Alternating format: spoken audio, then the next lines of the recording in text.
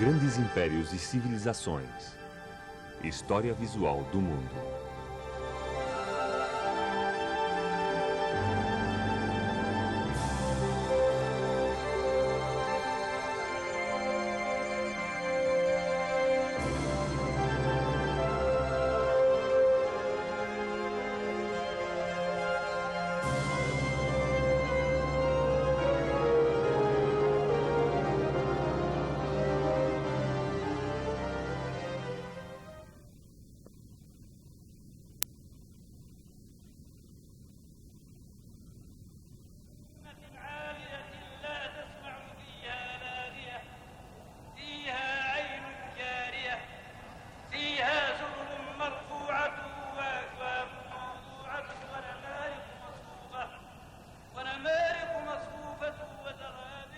Na atualidade, há mais de 600 milhões de muçulmanos no mundo, aproximadamente uma sétima parte da população da Terra.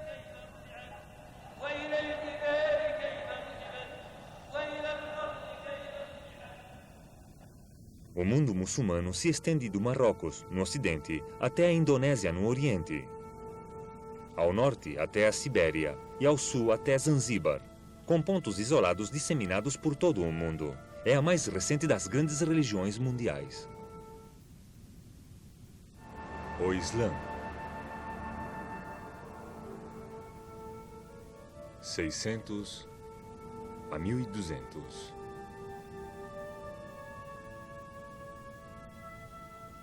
O Islã se iniciou nos desertos da Arábia quase 600 anos depois da morte de Cristo.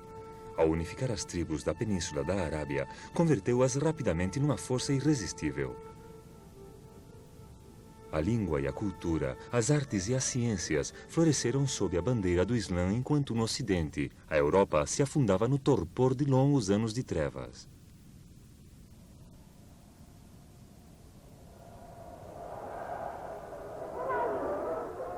Recentes acontecimentos demonstram que, inclusive hoje, o poder magnético do Islã não diminuiu.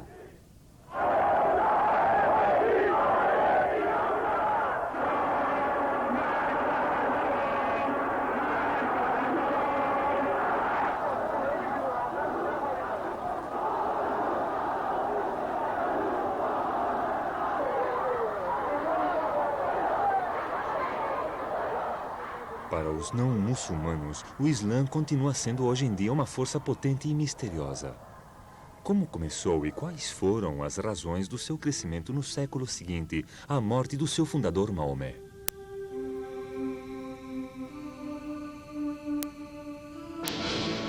Um século de conflitos entre bizantinos e persas tinha deixado os dois impérios débeis e vulneráveis. Como resultado destas contínuas guerras, as rotas comerciais ficaram interrompidas e os comerciantes começaram a enviar os seus produtos através do Mar Vermelho e da Península Arábica. Longas caravanas viajavam ao longo das costas da península, transportando os artigos de exportação da África e da Ásia ao Egito, à Pérsia e ao Império Bizantino. O comércio floresceu e uma das cidades árabes se converteu num próspero centro comercial, na encruzilhada das rotas que se estendiam até a Índia, Madagascar e Filipinas. Esta cidade era Meca.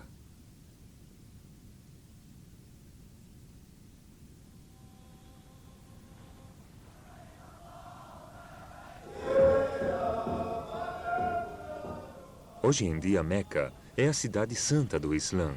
E todos os anos, na grande peregrinação anual ao Hadi, milhões de muçulmanos chegam de todos os cantos do globo para professar o seu culto. O que sucedeu para que esta cidade se convertesse no centro de uma das grandes religiões do mundo? Desde tempos remotos, Meca tinha sido um lugar sagrado onde as tribos da Arábia rendiam culto aos deuses pagãos. Porém, a expansão das novas rotas comerciais pôs em contato os árabes com novas ideias e começaram a questionar os valores e as crenças tradicionais, e as riquezas trazidas pelo comércio deram origem a um novo sistema de classes. Além disso, no final do século VI, tinha nascido na Meca um profeta que aboliria os velhos deuses para sempre e que transformaria o velho santuário pagão no centro de uma nova religião monoteísta, o Islã. Aquele homem era Maomé. Maomé tinha 40 anos quando Deus lhe revelou a mensagem do Islã. Segundo a tradição, Maomé recebeu uma visita do arcanjo Gabriel. "Que devo dizer?" perguntou-lhe Maomé, e então o arcanjo disse: "Conta, em nome do teu Senhor, que criou todas as coisas, que criou o homem de um coágulo de sangue. Conta-o, porque o teu Senhor é muito generoso." Então Gabriel mandou Maomé arrasar a idolatria tradicional e que pusesse no seu lugar o culto a Alá, o único Deus verdadeiro e todo-poderoso.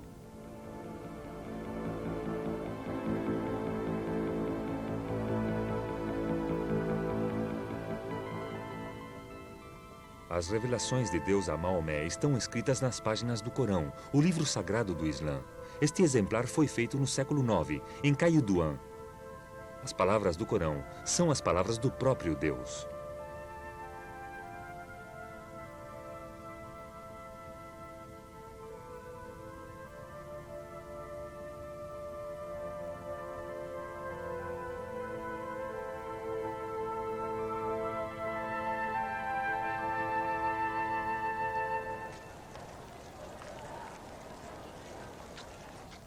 Islã significa submissão à vontade de Deus, e o único Deus dos muçulmanos é o mesmo Deus que o dos judeus e também o dos cristãos.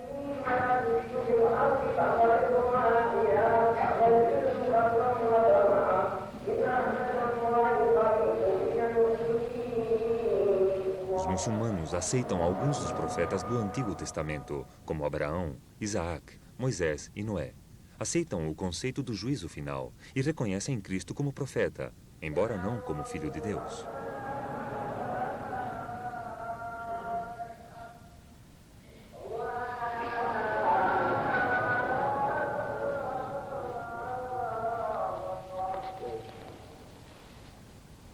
Para os muçulmanos, o último e maior dos profetas é Maomé.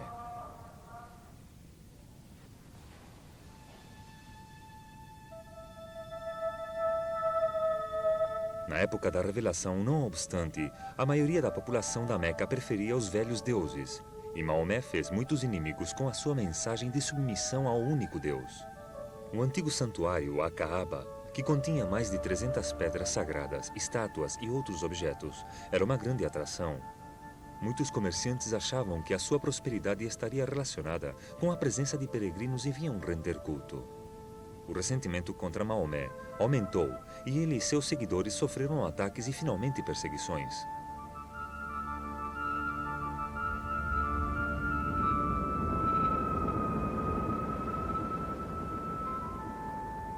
Ante esta crescente hostilidade, Maomé foi embora da Meca com um pequeno grupo de seguidores e se instalou em Medina no ano 622, uma cidade situada quase a 300 quilômetros ao norte de Meca. A imigração a Medina, que se conhece como Hégira, marca o começo do calendário islâmico. Aqui, Maomé e seus partidários estabeleceram o primeiro Estado muçulmano e construíram a primeira mesquita no lugar que ocupa atualmente a Mesquita do Profeta, onde está enterrado Maomé.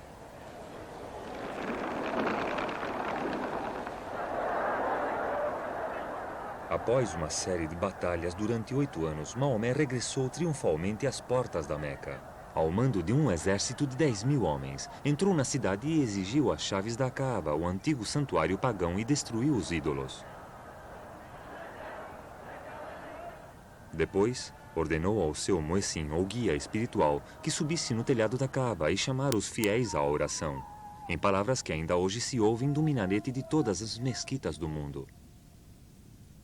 Desde então, a Kaaba na Meca foi sempre o centro do mundo islâmico, e todo muçulmano ora em direção a Meca, onde quer que esteja.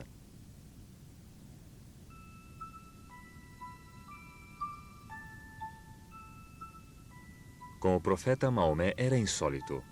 Durante a sua vida se converteu em chefe espiritual, fomentando o potencial militar das tribos guerreiras árabes e substituindo seus muitos deuses tribais pelo único e verdadeiro Deus, Alá. A combinação do poder temporário e espiritual facilitou um elemento de santidade às conquistas, dado que os territórios conquistados se converteram em parte de um império que era, ao mesmo tempo, religião e Estado. Maomé morreu no ano 632. Tinha criado um império com base em Medina, que abrangia Akerrat, Iêmen e Omã. Seu predecessor Abu Badi, o primeiro califa, prosseguiu na conquista de toda a Península Arábica. Uma vez unificada esta, os árabes avançaram a uma velocidade vertiginosa. Sob o segundo califa Omar, se apoderaram da Síria, Egito, do norte da África até Trípoli e Mesopotâmia. Os califados seguintes de Omã e Ari estenderam o seu domínio às montanhas do Cáucaso ao norte e ao planalto iraniano a leste, conquistando definitivamente o Império Persa no ano 657. Todas estas façanhas militares se conseguiram em 30 anos. Aonde quer que fossem, os conquistadores árabes eram acolhidos como libertadores pelos judeus oprimidos e perseguidos e por muitos cristãos, especialmente por seitas minoritárias.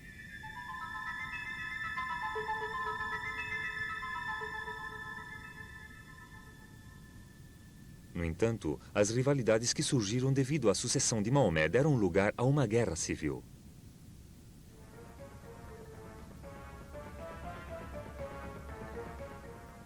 No ano 661, os vencedores, que eram membros da velha aristocracia de comerciantes de Meca, ao mando da família dos Omeias, conseguiram o controle do califado. A sua primeira medida foi transferir a capital a Damasco e de lá continuar o seu caminho em direção ao Oriente. Depois da conquista de Eradabad, no ano 651, e da queda de Cabul, no ano 664, ficava aberto o caminho da Índia e da Ásia Central. Sim, no noroeste da Índia, foi ocupada no ano 712 e é muçulmana desde então. Mais ao norte, os árabes avançaram ocupando Bukhara e Samarcanda no ano 710 e alcançaram a fronteira do Império Chinês, onde derrotaram o seu exército junto ao rio Talas, no ano 751. Com esta derrota, começou o isolamento da China.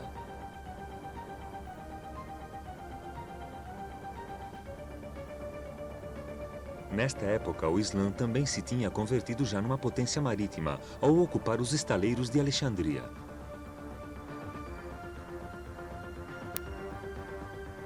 O avanço árabe continuou ao longo da costa da África do Norte, varrendo a resistência das tribos berberes, cruzando o Estreito de Gibraltar até chegar à Espanha no ano 711.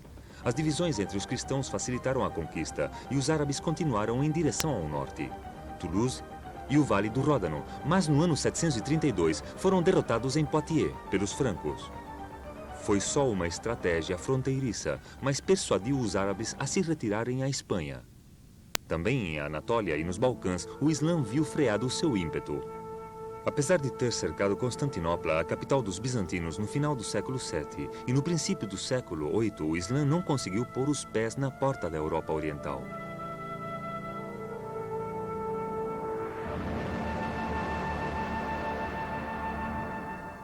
Porém, isto não abortou de maneira nenhuma seus imensos avanços. O coração do império estava seguro. O Islã, como religião, avançava e os convertidos se multiplicavam por todas as partes. O acúmulo de tantas províncias diferentes sob um só governo estimulou o comércio e inaugurou um período de grande prosperidade. No entanto, o final deste período de expansão foi um momento crucial para o Islã. Os descendentes árabes dos seguidores originais de Maomé se encontravam em minoria em todas as cidades, presos dentro de suas cidadelas e guarnições, como esta de Caiguan, na Tunísia. E viviam confortavelmente graças aos tributos que cobravam dos povos submetidos. Não obstante, existia um descontentamento crescente dos não-árabes convertidos ao Islã, que tinham sido excluídos dos privilégios que desfrutava a classe dominante. Um pequeno número de árabes, na maioria soldados e funcionários, prosperava graças à destreza e à laboriosidade de milhões de pessoas conquistadas, muitas delas herdeiras de culturas mais antigas e elevadas. Maomé morreu sem deixar nenhuma indicação clara sobre a forma como seus predecessores deveriam ser escolhidos no futuro. E, tragicamente, começou um grande conflito, o mesmo que ainda divide o mundo islâmico. Os sunitas, a maioria, reivindicam que a autoridade do profeta passou aos califas, chefes da comunidade. Os xiitas creem que a autoridade de Maomé passou ao seu primo e genro, Ali, e aos seus descendentes, os imãs. Maomé tinha unido as belicosas tribos árabes, sob o estandarte do Islã, e a sua intenção era que os muçulmanos nunca fizessem a guerra entre eles. Mas, no entanto, 25 anos após a sua morte, começou o conflito pela sucessão do califado. Talvez não estivessem cheios de bombas e canhões como as numerosas guerras da nossa época, mas o custo em sofrimento humano foi elevado. Finalmente foi a Guerra Civil Árabe a que levou ao derrocamento dos Omeias no ano 750.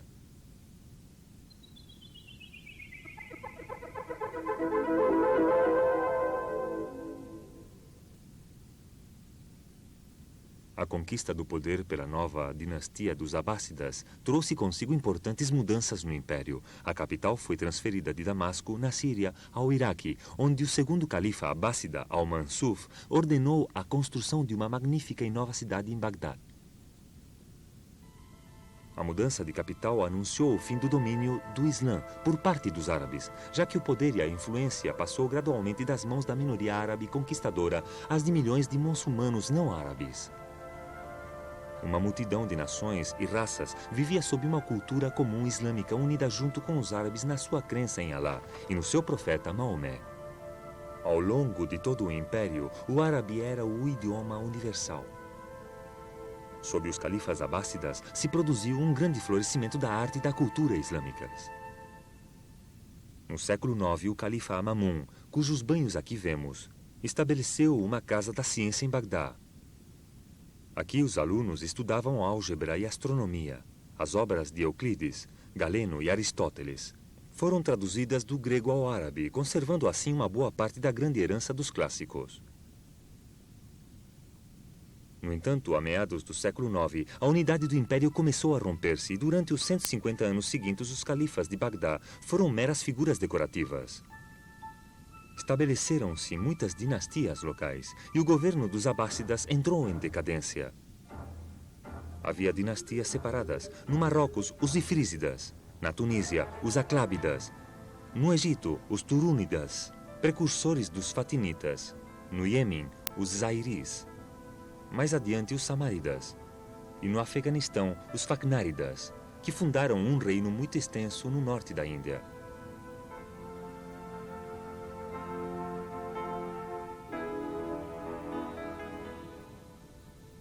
Com uma fragmentação política tão grande, por que o poder e a influência do Islã continuou florescendo durante os séculos seguintes? Boa parte da resposta encontra-se na sua tolerância religiosa, um princípio santificado pelo Corão. O Islã não insistiu na conversão e protegeu os cristãos.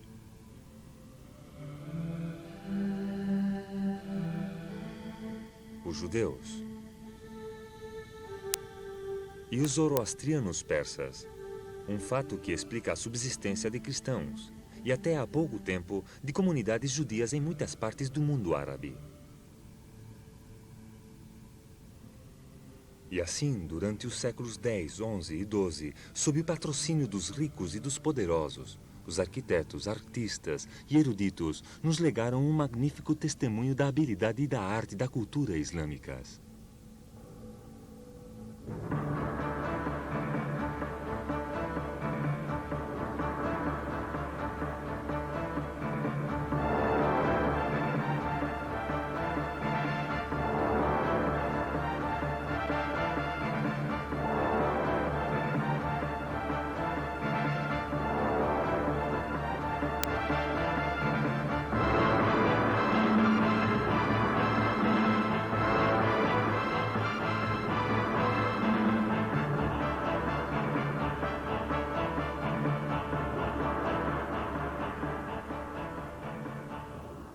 A proibição islâmica de representar figuras vivas, se bem não observada universalmente, contribuiu ao desenvolvimento de um rico repertório de formas caligráficas, que foram utilizadas na decoração de textos religiosos e também encontraram expressão arquitetônica em palácios e mesquitas ricamente decoradas.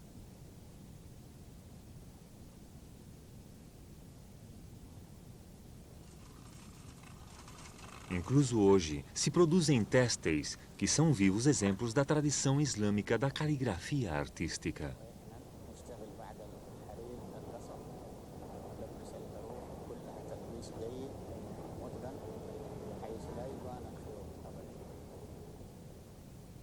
Este aguamani do início do século XIII foi fabricado na Pérsia. Se utilizavam ricas cores, não só para os tecidos, mas também para a cerâmica, vidros e para a decoração de casas e mesquitas. Este chamativo uso da cor contrabalançava a árida paisagem do deserto, que compunha grande parte do Império Islâmico. À medida que os árabes perdiam o seu afã de guerra e de conquista, o papel de defensores do Império passou aos turcos eleucidas. Estes ferozes guerreiros da Ásia Ocidental se apoderaram de Bagdá no ano 1055 e dominaram a totalidade oriental do mundo islâmico, à exceção da Península Arábica e da Índia. Em 1071, os exércitos eleucidas derrotaram os bizantinos na Batalha de Mansícar. Depois continuaram o seu avanço até ocupar grande parte da Anatólia e da Ásia Menor, que converteram numa província seleucida. A supremacia dos eleucidas em todas as terras do Mediterrâneo Oriental tornavam impossíveis as peregrinações aos santos lugares da cristandade. As tentativas dos cruzados da Europa Ocidental nos séculos XI e XII de reconquistar os sagrados lugares levaram à criação de uma série de pequenos estados cruzados na Palestina e na Síria. Mas em 1187, estes foram virtualmente aniquilados pelos exércitos islâmicos dos Ayyúridas, sob o comando de Saladino. A fé islâmica continuou difundindo-se por todo o mundo durante os 3 séculos seguintes. No Oriente, os comerciantes e missionários a levaram à Indonésia e à Península de Malásia, e mais tarde à Sumatra, Malásia, Sri Lanka e as ilhas Laquedivas e Maldivas. Na África, os comerciantes muçulmanos viajaram pelas grandes rotas das caravanas, atravessando o Saara até o Reino de Mali, desde o ano 1350, e posteriormente aos estados Hausas, no que hoje é a Nigéria. A sua arquitetura e decoração são um dos produtos mais impressionantes da sua cultura. As grandes mesquitas e mausoléus que foram construídos por todo o mundo islâmico, como a mesquita de Curenir, em Samarcanda, e a abóbada da Rocha, em Jerusalém, permanecem como magníficos testemunhos da habilidade islâmica.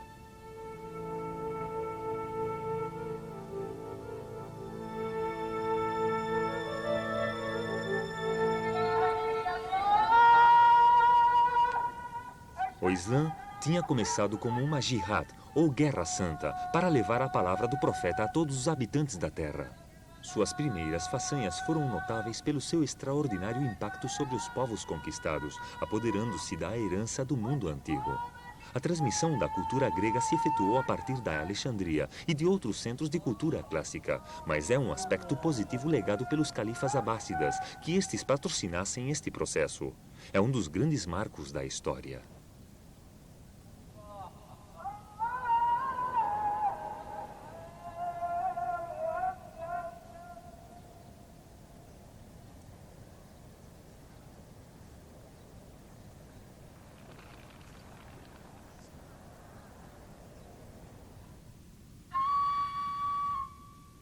Não há mais Deus que Alá, e Maomé é seu profeta, diz o Corão.